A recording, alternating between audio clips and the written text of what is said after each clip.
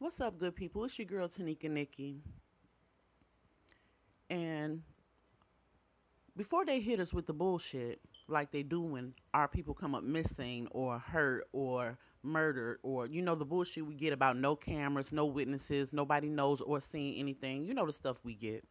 Before they hit us with the bullshit, we're gonna go ahead and have a look at the route Jholie Moussa may have taken that day, or may have been abducted, or whatever things transpired. This is the area that it transpired. As you look to your left, that's Woodlawn Park. It's approximately a 15 to 16-minute walk from the area where Jholie came up missing. It's a 3-minute car ride from the area Jholie came up missing.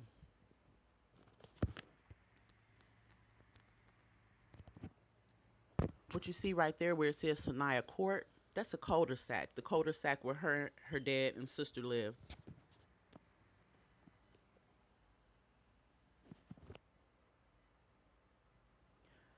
Now, follow me this way while I show you the route, the park, the tennis court, the basketball court, and all the areas of question and the things that she passed en route to that park.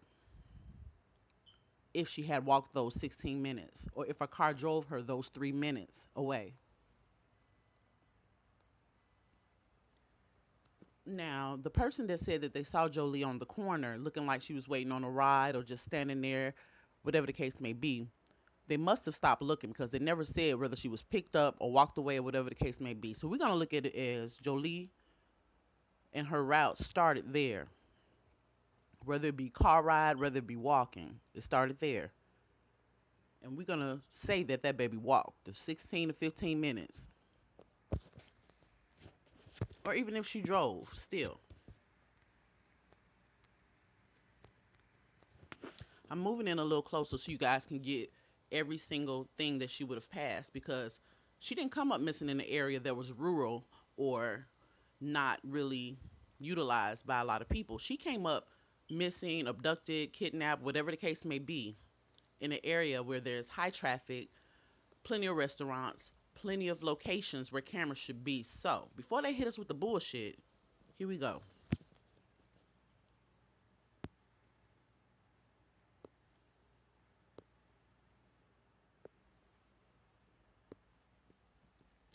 The first thing we come up to is Richmond Highway. It's a high traffic area. And on the main section right there, the possibilities of there being cameras, street cameras, whatever the case may be in that area, are likely. But you know how they like to hit us with the bullshit, so we're going to just say, what if it isn't no cameras there? What if it isn't? She still would have headed this way, or the person still would have headed this way in order to get to the park. As they come down this way, there's a U-Haul place on the right, a business, meaning there's cameras somewhere in the vicinity, parking lot areas. People don't play about their security and property and money when it comes to businesses. There should be a camera somewhere there. There's a church. There's a church in the same vicinity. You know, churches believe in security also. There's cameras, probably all around the parking lot area, the perimeter area.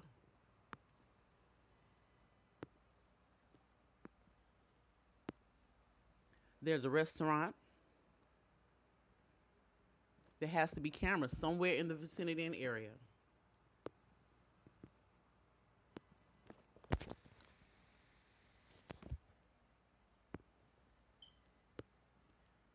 As you see, there's 2 more restaurants on the right-hand side.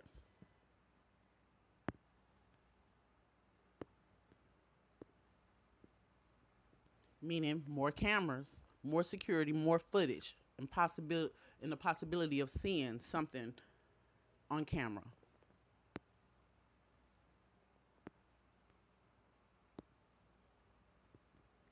Now, this is the way she would have had to go across this highway. This is the only through way to get across the highway. There's a set of apartments right there, the Woodlawn Garden Apartments. Now, sometimes even apartment complexes have cameras, but sometimes they don't. But most likely, there's a camera in the area.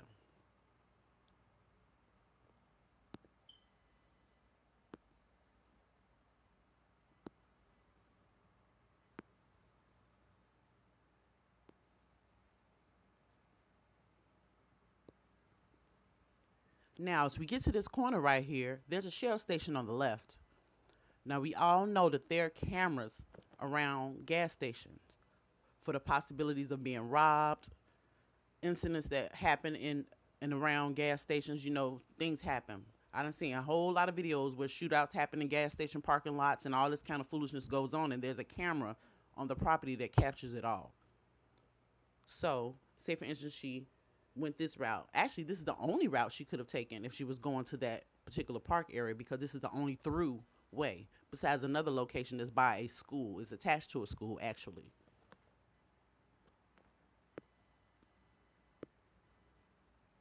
Look to your left, you got a bank and an ATM location. You know there's cameras and things around that location. That's a bank. People don't play about their money. There's going to be a security camera in the parking lot. There's going to be a security camera on that corner in vicinity, just in case they ever robbed or something goes down. They want to know which way, what happened, and all of that. So there's going to be cameras in that area. There's also a 7-Eleven there. Gas station, security, cameras. I'm just saying.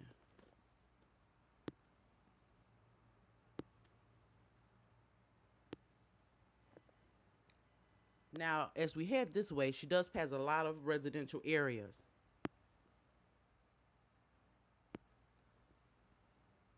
Not saying that everybody's like Jholie Moussa's family and has a camera that shows the view outside of their apartment or home, but there is that possibility. However it goes, she passed a few places, quite a few places that should have cameras that have captured her, that would have captured her.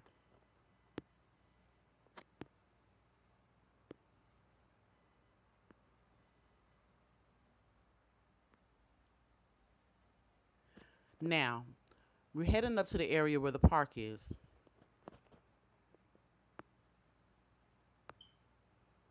This is Woodlawn Park.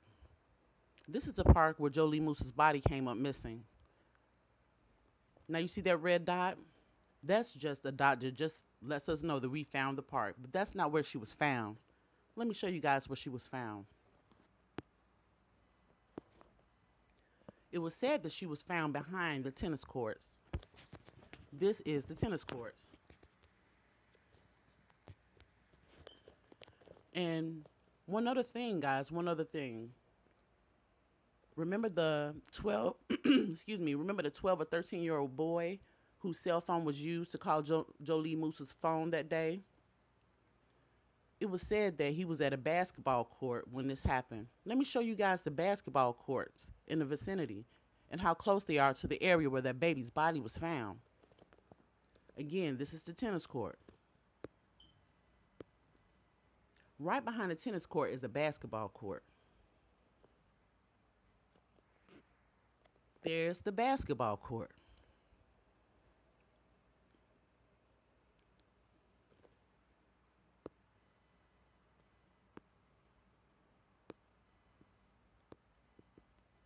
This is the area where I believe Jholie's body was found.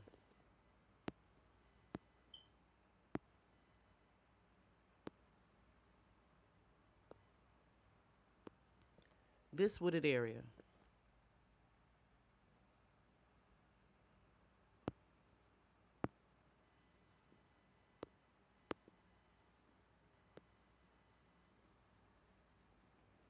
This is where she was found, guys.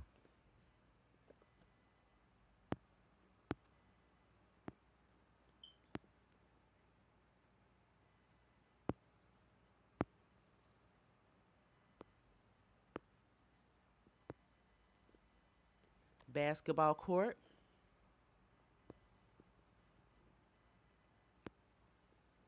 tennis courts. Jholie Moussa's body. How much of a coincidence is it that the basketball court where the boy said that the gentleman used his cell phone is right by the location where the body was found? Did the police really follow up that lead? Did they really check the area around? I'm saying that was the first concrete piece of evidence that they received, was that a gentleman used Jholie Moussa's phone from this area to call Jholie Moussa. That means either she headed that way after receiving that call, or somebody met her and they brought her to this area. Now, was it the African friend? Was it somebody she knew? The boy said he ain't never seen him before. He don't know who he is, nothing about him. Besides, he's tall, dark, with twists. Jholie Moussa's mother said that Jholie had referred to the friend as her African friend. Could it be the guy? Could it be the guy that I've been showing you guys? I don't know. I feel like it could be, but heck, I could be wrong. That guy could be just looking for attention and being all creepy and spooky and suspicious just for attention. I still believe he's somebody that needs to be looked into, because he too creepy for his own good. If he didn't hurt Jholie Moussa, I do believe the possibility of him having done something to somebody's child before is a grand possibility, because that dude is super creepy. It has all the characteristics of a pedophile predator. However, if he isn't the one responsible for Jholie Moussa's disappearance and death, somebody familiar with this area is.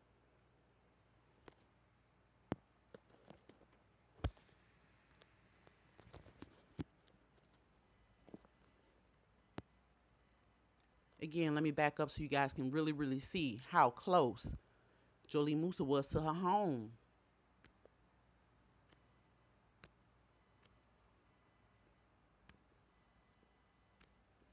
Again, a 15-minute walk from her house. Oh, wait, there's another set of basketball courts. Although I don't think it's the one, I'm going to show you guys this set of basketball courts. It's attached to an elementary school,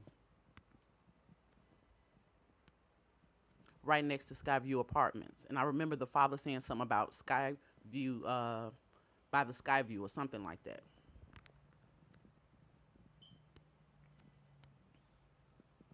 There's this basketball courts. It's attached to a little park. If you head this way, it goes straight to Woodlawn Park.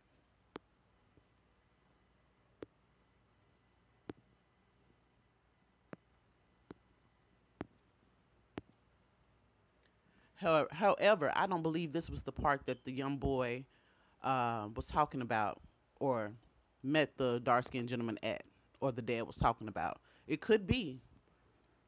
But based on the fact that Jholie Moussa's body was found right by those tennis courts, I believe that basketball court that I just showed you guys is the one.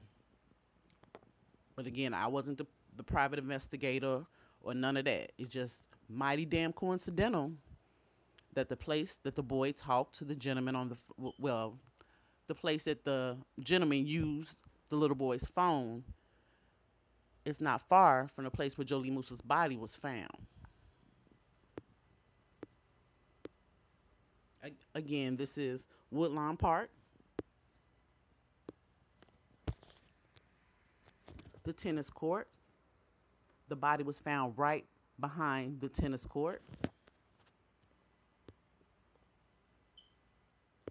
If you go this way, you know it wasn't this way. This was residential. It would be in the park this way.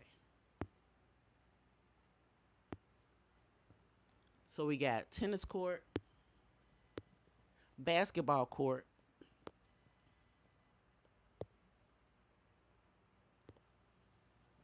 Jholie Moussa's body.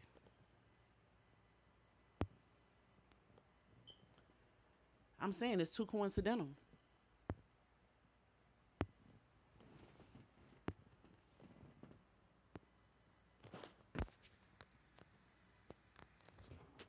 A 16-minute walk from her house. 15 to 16 minutes. And you mean to tell me that they didn't or couldn't find that baby? That means they didn't start looking till way later. That means they didn't take that family serious from the jump. That means the information that they were receiving from the family wasn't believed. That means they didn't follow up on the most important lead. The most important lead.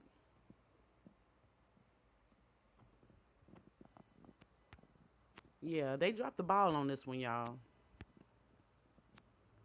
They dropped the ball on this one big time. I just pray they do right by this family and justice is served for Jholie. Again, guys, they can't tell us what no cameras. They can't tell us that they did everything that could possibly be done to find Jholie. Obviously, the proof is in the pudding. The last phone ping was within a certain mile radius of her home. Did the police follow up based on that information? Nope. Not till, what, 2 weeks later. The last person to have received or made a phone call involving Jholie was that little 12-year-old boy and the gentleman who used his phone. Was that lead followed up the way it should have been? Was the area checked based on that information? Nope. Couldn't have been. It couldn't have been. So, yeah, I just wanted to show you guys a real up-close look at just how close Jholie was from her home and give you guys a walkthrough of the vicinity. So when they start to shoot that shit about no computers, not computers, my bad, no cameras or no footage, no evidence, not this time.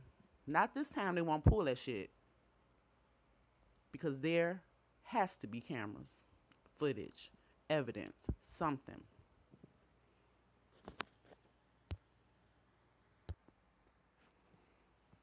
All right, guys. You know how we do. We chop it up in the comment section. Let me know how you guys feel about the situation. Drop a line, a comment. Peace and love, guys. I'll reach back out to you all as soon as we know something concrete as far as the cause of death.